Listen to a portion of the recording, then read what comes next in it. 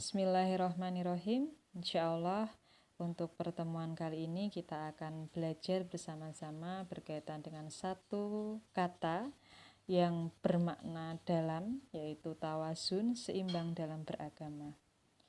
Ukhtifillah rahimakumullah. Allah menciptakan segalanya dalam keseimbangan. Dengan itu kondisi tetap selaras, harmonis, dan sesuai dengan apa yang seharusnya. Sebagaimana makhluk lain, manusia juga diciptakan dengan fitrah keseimbangan. Apabila berada pada fitrah keseimbangan, ia ini disebut sebagai orang yang hanif atau lurus gitu. Maka utifila sekalian, kita sebagai individu jelas gitu ya, sudah kita ketahui bersama bahwa kita memiliki 3 unsur, yaitu jiwa, akal, dan jasad. Masing-masing membutuhkan pemenuhan kebutuhan secara wajar dan proporsional. Kurang dalam memberikan pemenuhan akan menyebabkan kekerdilan yang berakibat munculnya ketidakseimbangan. Sebaliknya, berlebihan dalam pemenuhan pun akan menyebabkan terabaikan dan terlalaikannya bagian yang lain. Maka kekurangan maupun kelebihan dalam memberikan hak-hak ketiga unsur tersebut akan menyebabkan terjadinya ketidakwajaran. Aktivitas sekalian, maka kita sejatinya mengetahui betul gitu ya tentang tadi satu kata yang bermakna dalam, yaitu tawasun. Bahwa bagaimana tawasun itu sendiri adalah seimbang memberikan sesuatu sesuai haknya dan tanpa menambah dan mengurangi. Karena Allah telah menjadikan alam beserta isinya ini berada dalam sebuah keseimbangan. Nah, kembali karena tadi ini adalah menjadi sebuah fitrah, maka ketiga hal tadi kita harus tahu bahwa jasmani kita beribadah itu membutuhkan fisik yang kuat gitu ya. Kalau kita sakit misalnya saja, kita melakukan sholat, tilawah atau ibadah-ibadah yang lain pun juga tidak akan maksimal. Maka bagaimana kita bisa memberikan porsi kebutuhan jasmani kita dengan baik, yaitu makanannya, minumannya, olahraga, istirahat, dan bekerja.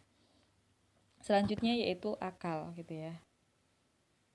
Manusia lebih mulia daripada makhluk lainnya karena satu hal ini, yaitu akal. Dia memiliki kelebihan ini, kita diminta gitu untuk memiliki ilmu sehingga terjadi pemahaman bahwa hal itu benar, hal itu salah, hal itu mubah, itu dari dasar ilmu. Maka penuhilah kebutuhan akal kita dengan banyak ilmu yang bisa kita peroleh dari manapun.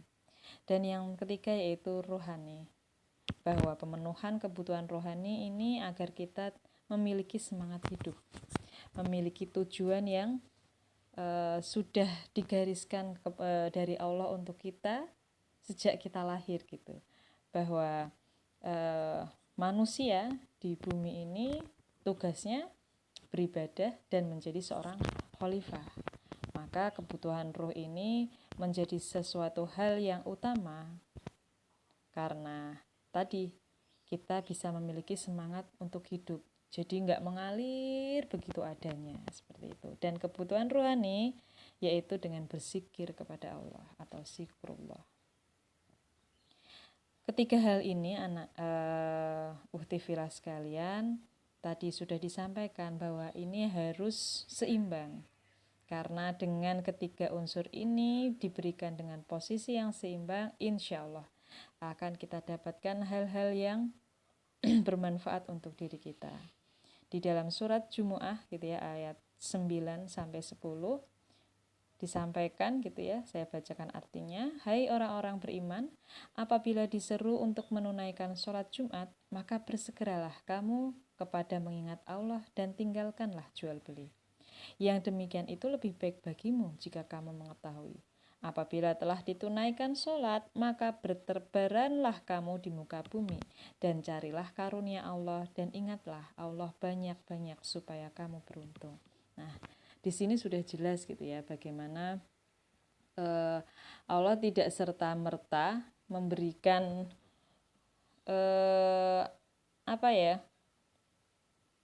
tugas kepada kita hanya untuk beribadah itu kita ambil secara lateral saja gitu ya, tapi secara keseluruhan bahwa ibadah itu tidak hanya sekadar ibadah ruhiyah. Tadi disampaikan ada 3 ibadah yang kita lakukan, yaitu pemenuhan jasmani, rohani, dan akal. Maka apa hubungannya dengan tawasun? Di dalam surat ini sudah dijelaskan. Kalau saatnya kita harus beribadah sholat gitu, maka tinggalkanlah segala sesuatunya gitu, dan demikian itu lebih baik darimu. Dan setelah kita menunaikan sholat pun juga jangan lantas kita hanya setelah itu berzikir, ngaji tanpa memperdulikan kebutuhan duniawi. Itu pun juga tidak diperkenankan dalam surat ini. Nah, kalau kita juga pernah mendengar gitu ya kisah Abu Darda dan Salman Al-Farisi, yaitu di mana mereka dipertemukan oleh Rasulullah saat hijrah ke Madinah gitu ya. Abu Darda adalah penduduk asli Madinah yang terkenal gitu ya dengan zikir yang luar biasa, ibadah yang luar biasa, dan dipertemukan dengan Salman Al-Farisi yang baru hijrah gitu ya. Dan Masya Allah gitu ya, banyak hal yang bisa kita ambil dari pelajaran-pelajaran sahabat Rasulullah gitu. Salah satunya kisah mereka berdua dipersaudarakan, dan suatu ketika Salman Al-Farisi itu datang gitu ya ke rumahnya Abu Darda gitu, tapi Abu Darda belum datang gitu, masih yang menemui itu saat itu adalah istrinya gitu. Tapi Salman Al-Farisi melihat ada sesuatu yang aneh di penampilan istrinya. Kok ini perempuan tidak selayaknya perempuan, kayak mohon maaf ya, mungkin penampilannya agak amburadul atau tidak rapi seperti itu. Lalu ditanyalah gitu Salman Al-Farisi, ada apakah gerangan? Ya Ummu Darda gitu. Istri Abu Darda pun menjawab bahwa itulah saudaramu gitu ya, dia seolah-olah tidak butuh dengan dunia gitu. Jadi Masya Allah ya, kata-kata orang zaman dahulu itu, salafus sholih itu kalau menyampaikan sesuatu walaupun negatif itu disampaikannya juga dengan kata-kata atau kalimat yang positif. Itu kan secara tersirat kalau kita tangkap itu, lah ngapain saya dandan gitu ya, saya dandan karena dia tidak butuh dengan saya, tidak butuh dengan dunia, seperti itu. Lalu Masya Allah Salman Al-Farisi melihat ada sesuatu yang mengganjal gitu ya dari Abu Darda. Maka saat beliau bertemu dengan Abu Darda ada satu kejadian gitu ya. Kejadian pertama yaitu Abu Darda menyiapkan makanan untuk bisa dinikmati oleh Salman Al-Farisi, tapi Abu Darda sendiri menyampaikan bahwa makanlah gitu, karena makanlah sendiri karena aku puasa gitu. Maka dijawablah oleh Salman, aku tidak akan makan kecuali makan bersamamu gitu. Itu satu hal itu ya yang memperlihatkan bahwa bagaimana kalau kita tahu yang namanya puasa sunnah itu, kalau kita ada tamu atau bertamu dan diberi hidangan, memang kita harus menghormati gitu ya, menghormati yang memberi atau yang diberi gitu. Harus ibaratnya ya sudah dibatalkan gitu, tapi betapa besar atau tingginya nilai ibadah dari Abu Darda itu tadi, sampai-sampai dia tidak ingin makan dan hanya melihat saudaranya saja gitu ya, sahabatnya saja. Tapi karena Salman Al-Farisi tidak mau makan, maka terpaksalah Abu Darda membatalkan puasanya. Setelah itu mungkin muncul ya keheranan dalam diri Salman Al-Farisi di kejadian tadi, istrinya menyampaikan seperti itu, lalu dilanjutkan dia menyampaikan bahwa puasa dan tidak ingin makan. Maka Salman Al-Farisi memutuskan untuk menginap di rumah Abu Darda. Nah, saat malam tiba, ada kejadian yang unik juga gitu. Jadi sebelum tidur gitu, setelah sholat isya mereka bercengkerama gitu. Setelah bercengkerama Salman diminta tidurlah gitu, tidurlah. Aku ingin sholat tahajud itu, tapi terus Salman sampaikan bahwa tidurlah dulu baru engkau sholat. Lalu Abu Darda mengikuti gitu ya, mengikutinya. Setelah itu selang beberapa waktu gitu, belum lama Abu Darda bangun lagi gitu, ingin melaksanakan sholat. Saat itu memang Salman Al-Farisi menyengaja gitu ya untuk tidak tidur karena ingin melihat apa sih nanti yang akan dilakukan oleh Abu Darda. Ternyata betul gitu. Baru sebentar dia tidur, lalu dia bangun lagi, lalu dilaranglah lagi oleh Salman Al-Farisi, sudahlah istirahatlah gitu, karena dia melihat gitu raut muka Abu Darda yang begitu kecapean gitu. Tidurlah, nanti akan aku bangunkan saat tiba sepertiga malam gitu. Lalu tidurlah Abu Darda dan benar gitu, tepat sepertiga malam dibangunkanlah Abu Darda dan untuk sholat gitu ya, untuk sholat tahajud. Lalu paginya, keesokan harinya, Salman Al-Farisi sebelum pulang dia menyampaikan hal gitu ya, kepada Abu Darda, sahabatku, engkau ini memiliki hak bukan hanya kepada Tuhanmu, tapi engkau juga harus memberikan hak gitu ya, bukan hanya memberikan hak kepada Allah gitu, tetapi kepada istrimu, kepada keluargamu, dan kepada dirimu sendiri. Maka jangan berlebihan gitu. Berlebihan dalam melakukan segala sesuatu, karena itu tidak baik bagimu. Jadi Masya Allah, kisah itu bisa memberikan pelajaran kepada kita bagaimana di ibadah yang berlebihan saja gitu ya, Allah melarang kita gitu, mengingatkan kita, apalagi gitu ya, kita melakukan kegiatan-kegiatan yang bersifat duniawi yang berlebihan. Nah, ini aja yang dicontohkan tentang ibadah gitu ya, yang sejatinya kita sebenarnya memang diminta untuk itu oleh Allah gitu ya, beribadah kepada Allah. Dan ternyata yaitu tadi, ketidaktawazunan itu menciptakan sesuatu yang tidak seimbang. Ada hak-hak yang dilalaikan. Nah, selain itu tadi gitu ya, selain di ibadah, maka akibat-akibat orang yang tidak tawazun akan muncul orang-orang yang seperti ini gitu ya.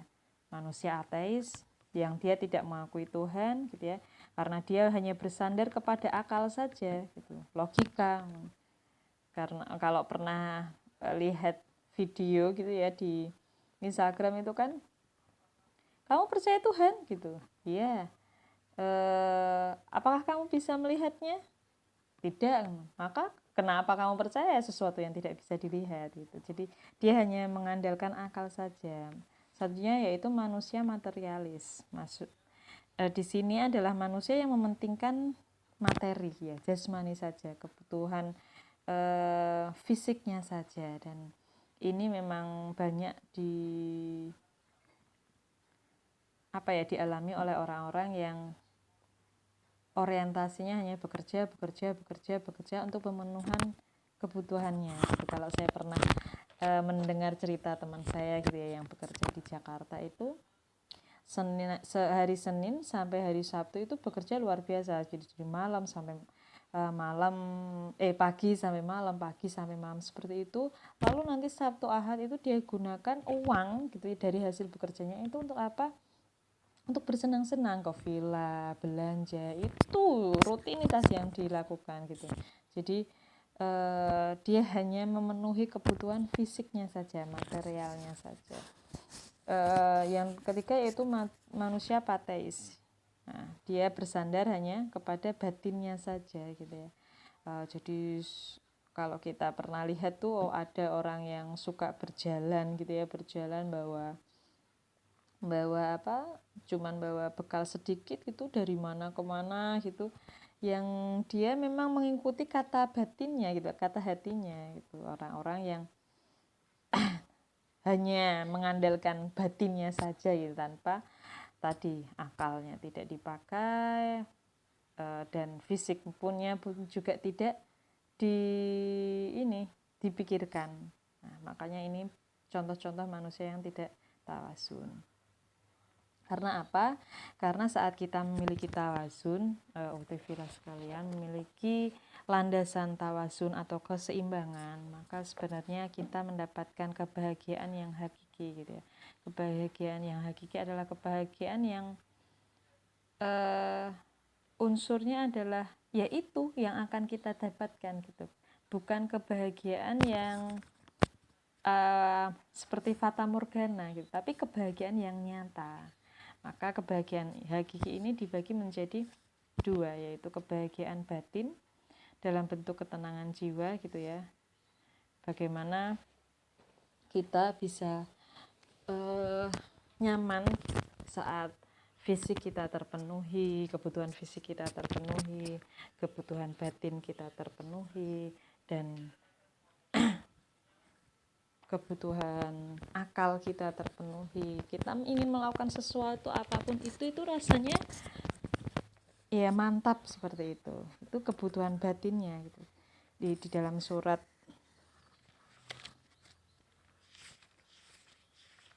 Ar-Rod gitu ya, ayat 28 disampaikan bahwa yaitu orang-orang yang beriman dan hati mereka menjadi tentram dengan mengingat Allah. Ingatlah, hanya dengan mengingat Allah hati menjadi tentram. Nah, maka dengan mengingat Allah, dengan mengingat tuntunan dari Allah gitu ya, untuk kita diminta untuk seimbang tadi, maka hati kita akan menjadi tenang. Dan kebahagiaan yang zahir gitu ya, kebahagiaan yang terlihat dalam fisik kita yaitu tadi ketenangan ibadah, bekerja dan aktivitasnya, melakukan sesuatu itu sudah enak gitu ya. Ibaratnya kita seperti ini dek, kalau pagi gitu ya, pagi kita sholat subuh, kita sudah tilawah, kita sudah sedekah subuh, terus berangkat kuliah misalnya, atau yang sudah bekerja berangkat kerja, rasanya itu juga sudah nyaman, sudah makan gitu ya, sudah terisi bekal-bekalnya. Dan misalnya kalau yang kuliah misalnya tugas-tugasnya sudah terselesaikan dengan baik, sudah belajar sebelumnya, itu akan berbeda gitu ya. Arah tujuan dan langkah kita saat sudah terpenuhi ketiga hal itu akan lebih mantap lagi. Yaitu tadi karena tujuan kita itu untuk kebahagiaan dunia dan akhirat. Itu Robbana atina fid dunya hasanah wa fil akhirati hasanah wa qina adzabannar. Jadi ini doa sapu jagat ya yang senantiasa kita lafazkan. Nah, analognya yaitu tadi, kalau pinter, seger tapi tidak benar jadinya keblinger. Pinter, benar tapi tidak seger jadinya kelenger gitu ya. Dan yang terakhir, benar seger tapi tidak pinter bikin minder. Nah, ini bisa kita pahami bersama-sama. Benar nggak sih seperti ini gitu? Karena ya kalau kita pinter, seger, benar, ya sudah mantap jiwa kita, mantap melakukan sesuatu, menjalankan sesuatu, dan mantap jiwa kita, batin kita. Nah, itu demikian uktivitas sekalian yang bisa saya sampaikan berkaitan dengan tawasun. Semoga kebahagiaan hakiki ya, nikmat lahir dan nikmat batin kita benar-benar kita dapatkan pada saat kita benar konsentrasi untuk memenuhi ketiga kebutuhan itu dengan baik gitu. Karena sejatinya manusia itu diberikan Allah fitrah yang naik turun keimanannya. Maka saat kita sudah berusaha memenuhi gitu ya ketiga aspek tersebut yang terkait dan saling mempengaruhi, maka insya Allah kebutuhan pribadi kita gitu ya, pemenuhan kebutuhan pribadi kita itu akan sehat gitu ya, akan sehat dan dapat melaksanakan tugas-tugas dengan baik. Itulah tadi yang disampaikan gitu ya dari satu kata makna dari tawasun, seimbang dalam beragama. Hal yang bisa kita dapatkan adalah nikmat lahir dan nikmat batin. Tidak ada kecemasan untuk bimbang gitu ya, ada satu atau dua hal yang tidak kita penuhi. Semoga kita adalah manusia yang senantiasa memenuhi ketiga aspek tersebut dengan baik. Apalagi sekarang memang Allah sedang memberikan kita porsi di mana kita diminta untuk banyak bermuhasabah dengan wabah corona ini gitu ya. Kita memang lebih banyak diminta di rumah, lebih banyak diminta untuk banyak membersihkan diri, gitu, selalu cuci tangan, dan diminta untuk banyak olahraga, makan makanan yang bergizi, dan di situ pun juga kita diminta untuk banyak bertafakur gitu, memohon kepada Allah, meminta maaf atas segala hal, agar apa? Agar pandemi ini juga berlalu.